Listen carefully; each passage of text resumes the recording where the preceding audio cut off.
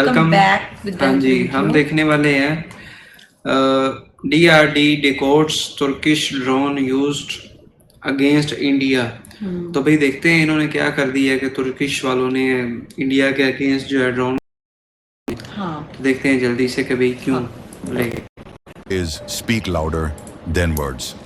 और आज Indian army ने, दोस्तों आपने अंग्रेजी की एक पुरानी कहावत जरूर सुनी होगी कि actions always speak louder than words. और आज इंडियन आर्मी ने इस कहावत को सिर्फ बोला नहीं बल्कि पूरी दुनिया को दिखाकर साबित भी कर दिया। जिस तरह से बीते कुछ दिनों में भारत के खिलाफ अलग अलग नैरेटिव चलाए जा रहे थे, उसी का जवाब इंडियन आर्मी ने अपने एक्शन से दिया है। दरअसल ऑपरेशन सिंदूर के दौरान पाकिस्तान और उसके सहयोगियों की तरफ से भारत की ओर बड़ी संख्या में ड्रोन भेजे गए थे। इन ड्रोन का मकसद भारत के सैन्य ठिकानों और कुछ रिहायशी इलाकों को नुकसान पहुंचाना था, लेकिन भारतीय सेना और वायुसेना ने एक भी ड्रोन को अपने लक्ष्य तक पहुंचने नहीं दिया। सभी यूएवी को भारतीय एयर डिफेंस सिस्टम ने हवा में ही इंटरसेप्ट कर दिया। अब दोस्तों, सिर्फ बयान देने से बात खत्म नहीं हुई। इंडियन आर्मी ने विजय दिवस के दिन एक ऐसा कदम उठाया जिसने पाकिस्तान और तुर्की दोनों को एक साथ संदेश दे दिया। जिन तुर्की मेड ड्रोन को पाकिस्तान ने भारत की तरफ भेजा था, उन ड्रोन के मलबे और कैप्चर किए गए हिस्सों को पब्लिक डिस्प्ले पर रखा गया। यानी जो ड्रोन पाकिस्तान ने चोरी छिपे भेजे थे, वही ड्रोन अब पूरी दुनिया के सामने रख दिए गए। यह डिस्प्ले किसी बड़े एग्जीबिशन हॉल या सेमिनार में नहीं किया गया, बल्कि यह प्रदर्शन सीधे Indian army chief Upendra Dwivedi के रेजिडेंस पर किया गया। मीडिया को बुलाया गया और साफ साफ बताया गया कि ये वही ड्रोन हैं जो ऑपरेशन सिंदूर के दौरान पकड़े गए थे। यानी यह सिर्फ सैन्य सफलता नहीं बल्कि एक साइकोलॉजिकल मैसेज भी था। दोस्तों, सामने आई रिपोर्ट्स के मुताबिक ये सभी ड्रोन तुर्की में बने हुए थे और पाकिस्तान की तरफ से लॉन्च किए गए थे। इनका टेक ऑफ पॉइंट लाहौर के आसपास बताया गया। भारतीय सेना ने पहले इन्हें हवा में नष्ट किया और फिर इनके बचे हुए हिस्सों को सुरक्षित तरीके से कैप्चर किया। इसके बाद इनकी फॉरेंसिक जांच की गई और अब इन्हें पब्लिक डिस्प्ले पर रखा गया है।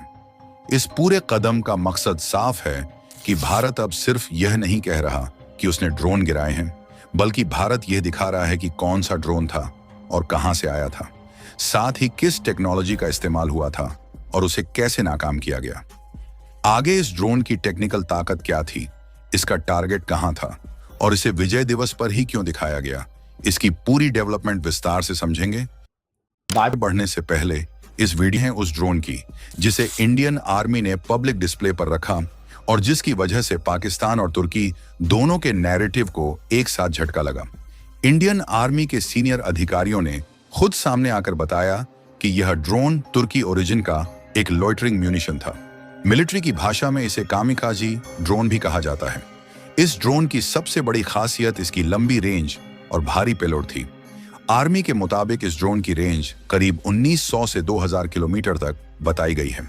यानी लाहौर से उड़ान भरने के बाद यह भारत के काफी अंदर तक मार करने की क्षमता रखता था। इसके अंदर लगभग 10 किलोग्राम का एक्सप्लोसिव पेलोड मौजूद था। दोस्तों, यह कोई सामान्य सर्विलांस ड्रोन नहीं था। यह एक ऐसा ड्रोन था जो अपने टारगेट के ऊपर मंडराता रहता है।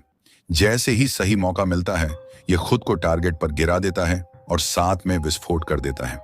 इसी वजह से इसे सुसाइड ड्रोन या कामिकाजी ड्रोन कहा जाता है। पाकिस्तान ने इसे खास तौर पर हाई वैल्यू मिलिट्री टारगेट के लिए भेजा था। आर्मी ने साफ बताया कि इस ड्रोन का टारगेट जालंधर के पास स्थित आदमपुर एयरबेस था। यह वही एयरबेस है जो ऑपरेशन सिंदूर के दौरान रणनीतिक रूप से बेहद अहम माना गया। यही वह बेस है जहां भारत की मजबूत एयर डिफेंस क्षमताएं तैनात हैं और जहां S-400 सिस्टम की मौजूदगी की भी चर्चा होती रही है। लेकिन दोस्तों, ड्रोन अपने टारगेट तक पहुंच ही नहीं पाया।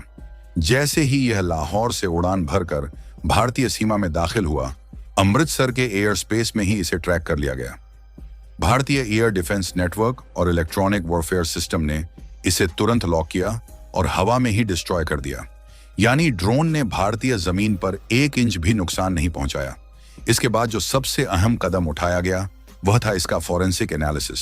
ड्रोन को डिस्ट्रॉय करने के बाद उसके बचे हुए हिस्सों को इकट्ठा किया गया। डीआरडीओ और आर्मी के साइबर ग्रुप ने इसे डीकंस्ट्रक्ट किया और इसके सॉफ्टवेयर, कम्युनिकेशन सिस्टम नेविगेशन और कंट्रोल आर्किटेक्चर को पूरी तरह डिकोड किया गया। फोरेंसिक जांच से यह साफ हो गया कि ड्रोन कहां से लॉन्च हुआ था, इसका रूट क्या था, किस फ्रीक्वेंसी पर यह कम्युनिकेट कर रहा था और इसका अंतिम टारगेट क्या था। यानी पाकिस्तान और तुर्की दोनों जिस चीज को सीक्रेट मान रहे थे वह पूरी तरह भारत के सामने खुल चुकी थी। अब दोस्तों, यही वह पॉइंट है जहां से यह मामला सिर्फ सैन्य सफलता नहीं बल्कि रणनीतिक जीत बन जाता है। क्योंकि जब किसी देश की टेक्नोलॉजी को आप न सिर्फ नष्ट कर दें बल्कि उसे समझ भी लें तो अगली बार उस टेक्नोलॉजी का असर लगभग खत्म हो जाता है। तुर्की के ड्रोन की पूरी कार्य प्रणाली अब भारतीय सिस्टम के सामने आ चुकी है। यही वजह है कि इस डिस्प्ले को सिर्फ एक शो नहीं बल्कि एक स्ट्रॉन्ग मैसेज माना जा रहा है। पाकिस्तान के लिए संदेश साफ है कि ड्रोन आधारित वॉरफेयर भारत के खिलाफ काम नहीं करेगा, और तुर्की के लिए संदेश और भी सीधा है कि आपकी टेक्नोलॉजी अब सरप्राइज नहीं रही। अब दोस्तों, सबसे अहम सवाल यही है कि इंडियन आर्मी ने इस पूरे ड्रोन डिस्प्ले के लिए विजय दिवस का दिन ही क्यों चुना। इसका जवाब सिर्फ सैन्य नहीं बल्कि मनोवैज्ञानिक और कूटनीतिक स्तर पर भी छिपा हुआ है। विजय दिवस भारत के लिए सिर्फ एक तारीख नहीं है बल्कि यह याद दिलाता है कि 1971 में भारत ने पाकिस्तान को पारंपरिक युद्ध में निर्णायक हार दी थी। अब उसी दिन 2025 में भारत ने यह दिखाया कि जंग का तरीका बदला है लेकिन जीतने की क्षमता पहले से कहीं ज्यादा मजबूत हो चुकी है। इस डिस्प्ले के जरिए पाकिस्तान को सीधा संदेश दिया गया कि अब पुरानी चालें काम नहीं आने वाली हैं। विदेशी टेक्नोलॉजी के सहारे ड्रोन भेजना, फिर जरूरत पड़ने पर इनकार कर देना, यह रणनीति अब भारत के सामने बेअसर हो चुकी है। भारत न सिर्फ इन ड्रोन को हवा में गिरा सकता है बल्कि यह भी साबित कर सकता है कि वे कहां से आए थे, किसने भेजे थे और किस मकसद से भेजे थे। वहीं दूसरी तरफ तुर्की के लिए यह एक बड़ा झटका है।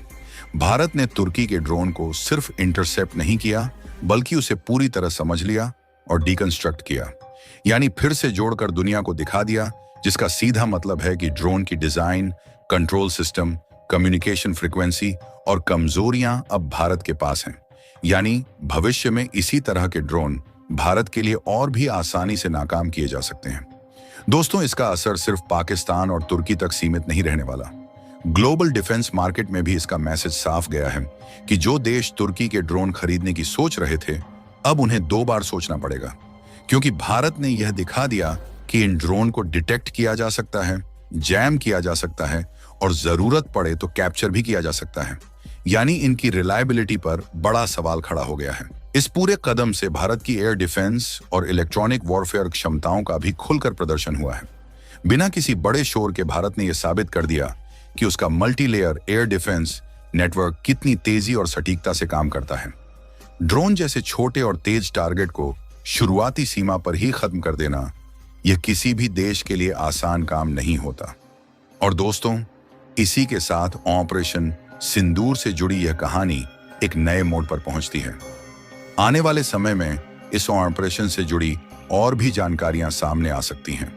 आप इस पूरे मामले को कैसे देखते हैं? अपनी राय कमेंट सेक्शन में जरूर बताइए। अगर आपको ऐसी ही आसान भाषा में गहराई से समझाने वाली जानकारी पसंद आती है तो वीडियो को लाइक करें। मुझे समझ नहीं आ रही, तारीफ करूं या क्या करूं। मतलब हमारी तो बेइज्जती होगी सीधी सीधी। पाकिस्तान की तरफ से।